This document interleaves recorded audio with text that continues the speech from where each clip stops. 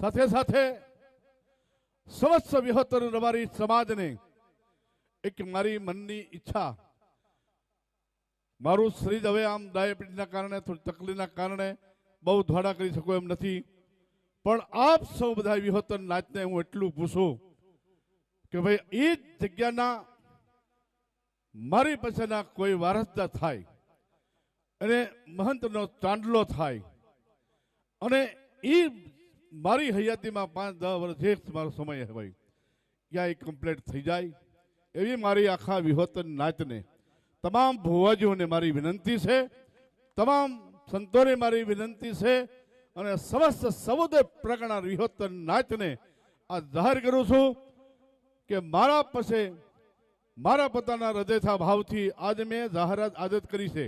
સવારમાં મેં ઉમેદ પરવાળા નાગજીભાઈને પહેલો ફોન કર્યો અને આ બીજી વખત અહીં બોલું છું આપણા બધાની સાનિધ્યમાં.